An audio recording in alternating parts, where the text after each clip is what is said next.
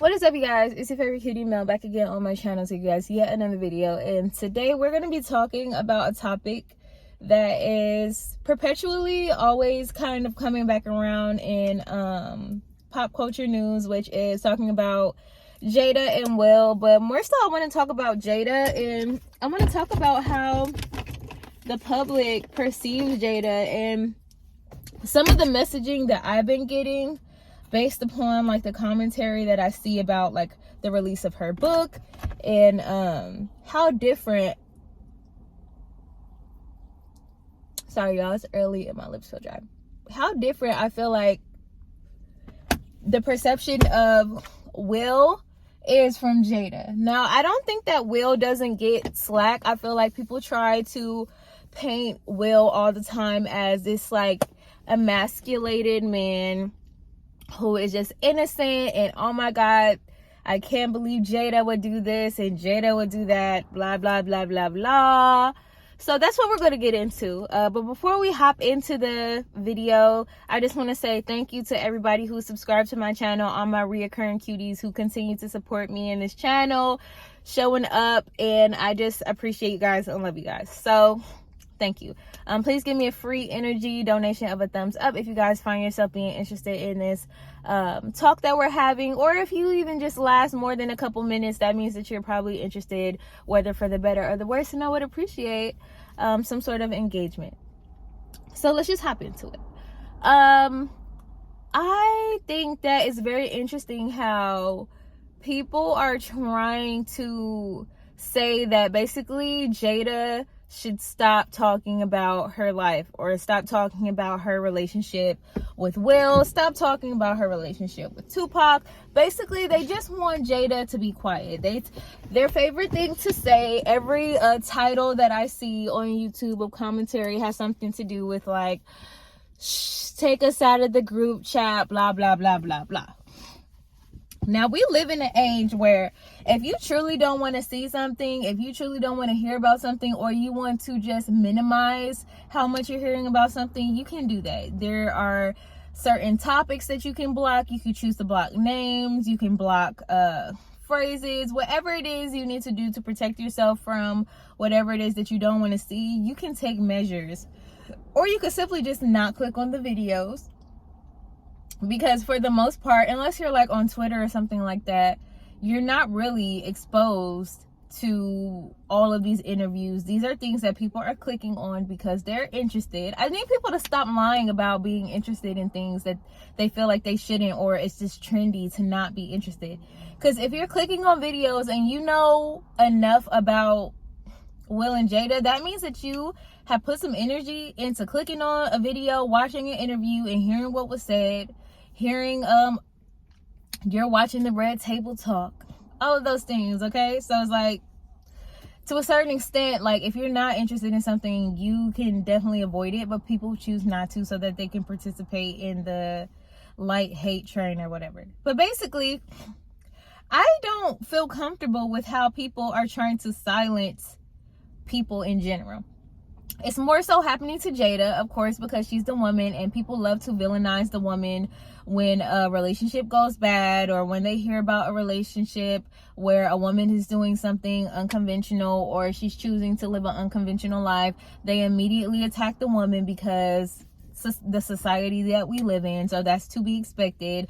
But she gets so much hate. But I also just noticed that people are saying, like, trying to tell people and silence people. And the thing about it that I don't like about that is what makes us as consumers and people feel so entitled to another person's voice, their story, that we can tell people, oh, just stop talking, we just shh. Like, I really don't like that, and I really don't appreciate that, because a regular person, some of us, not all, but some of us can share as much as we want about our lives, overshare as much as we want, and you know, people will try to silence us too, but sometimes. But it's pretty normal in this day and age with us having all these different social platforms. All of us, I feel like if you participate in social media at all to a certain extent, you are at some point sharing more than maybe is necessary with people. And I don't feel like it's right for us to tell anybody not to share their story. One, because I feel like by doing that, people are assuming that everybody has the same values. Some people are fine with the relationship dynamic of Will and Jada, and there are probably plenty of people quietly in their age range experiencing the same thing. I don't feel like it's very uncommon. Oh my God, I hate when noises start to happen when I'm filming a video.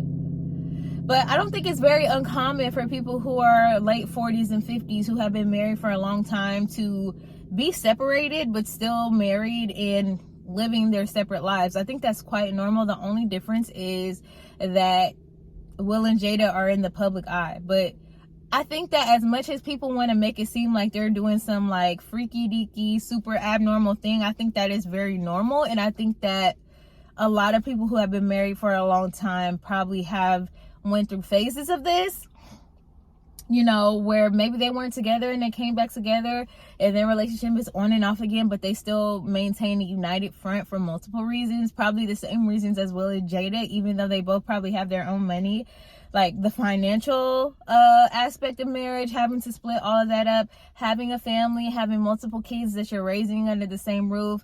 There are multiple reasons why people stay together, but I think that people need to just start being more honest. Because I think the thing is about social media in general, one, there's nothing new under the sun. So just because somebody with a platform is being honest or has been exposed, like as far as like what their lifestyle is and how they're living, they're not the only ones. And I think it's so weird how in society, like even though we as a society will participate in certain things or live the same exact life as people in the public eye, but we act so disgusted, so oh my God, I can't believe this, when a celebrity is not living the quote unquote like white picket fence and being happily married forever and stuff like that. I don't get that, and I just think it's weird. And I don't think that it's right for anybody to try to silence anyone's story, because regardless of whether you view it as good or bad or indifferent, that story is going to help someone. Jada's story and her speaking up and talking about her life and the things that she enjoyed, things that she didn't enjoy, talking about hard times, good times, her relationship, those things are going to help someone. And just because it might not be helping you doesn't mean that that person shouldn't share their story. This is what I've been thinking about a lot.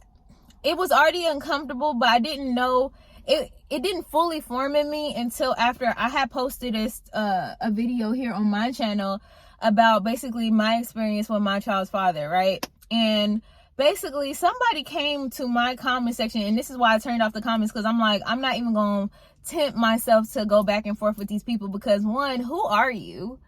Two, I could say what I want to on my channel and just in my life in general. And who is anybody to tell me that I shouldn't share my story for XYZ reason? This is what's wrong with people. Stories are important no matter whether the story is sad, whether the story is happy, whether there's a happy ending, whether it is unresolved.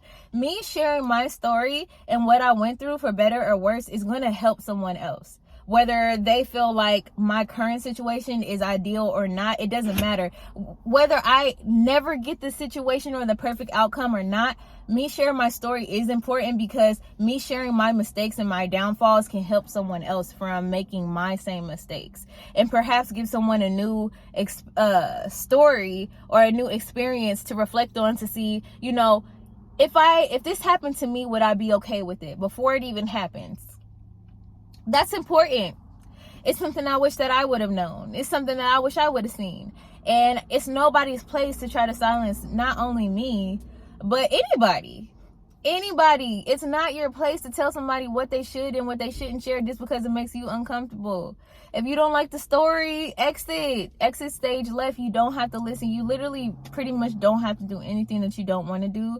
People just are too comfortable trying to silence others because it makes them feel uncomfortable, or whatever they're projecting onto the situation makes them feel like whatever it makes them feel. But I'm not ever going to stop sharing things that I feel like I want to share, and I would encourage you guys to not try to silence other people.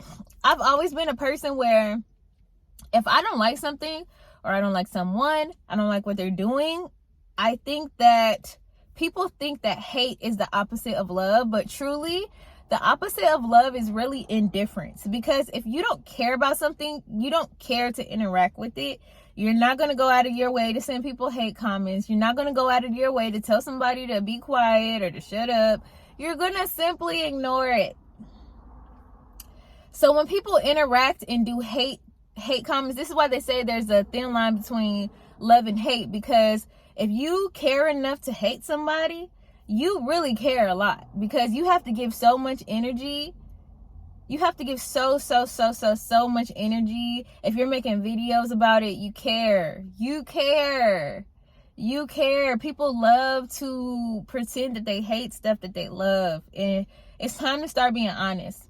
Not only about the lives that we live, and being honest about the fact that these celebrities are living the same, maybe not the same exact life, because, you know, the financials and stuff like that give people an elevated experience, and maybe they're able to do a little bit more or live a little bit more outlandishly in their infidelity, or, you know, stuff like that, or, you know, and what they choose to do as separated people. But at the end of the day, nothing that they're doing is new. And people need to stop pretending like it is, like they're so surprised. Like, stop. And stop acting like you don't care and like you don't want to hear about it. It's the same thing. Like, I had to come to the conclusion that I feel like Blueface and Krishan they are so entertaining.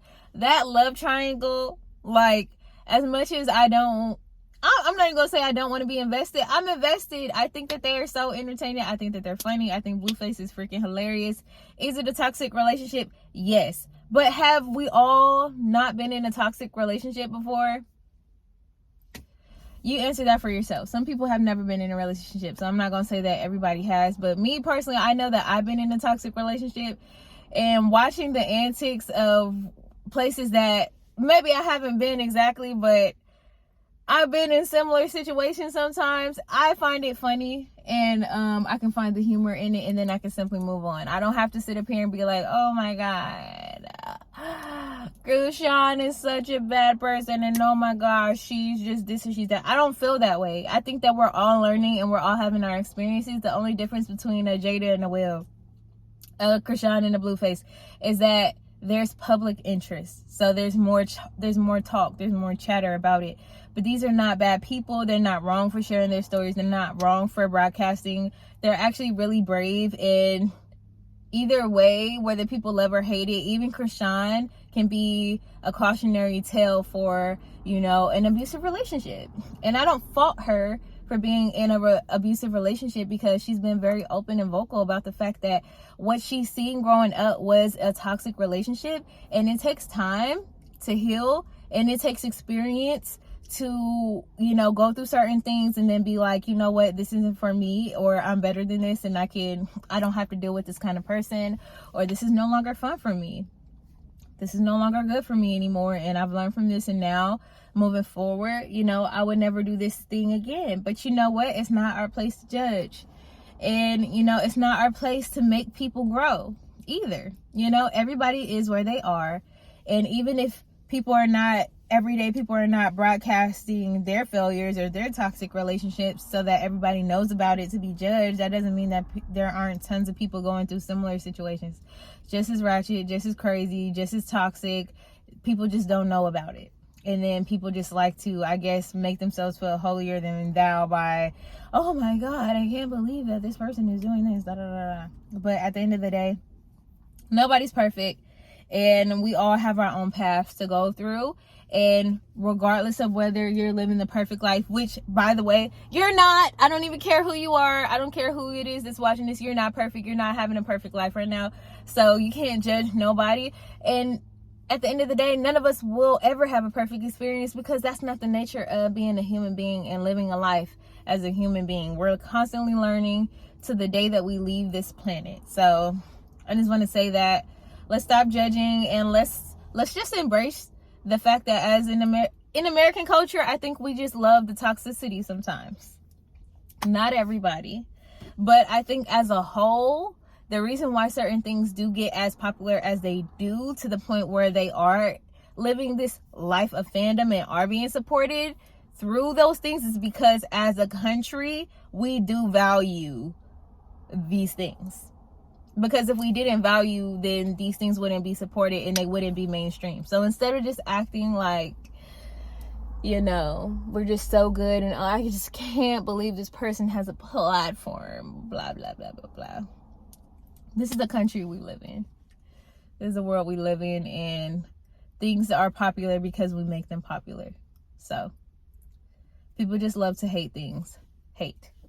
And that's my video for the day, you guys. I'm going to be getting back on my schedule. I've been doing my own thing. I've been releasing music and focusing my efforts there. And then also, I just don't feel like I've had like a ton of things to say. So I didn't want to force the videos, but when I do have something to say, I will be back. And when I do feel like I can make content, I will make it. So I'll see you guys later. I probably will make an 8-month vlog video soon, because I'm in my 8th month now. So that will probably be the next video I make, and I will see you guys around. Bye.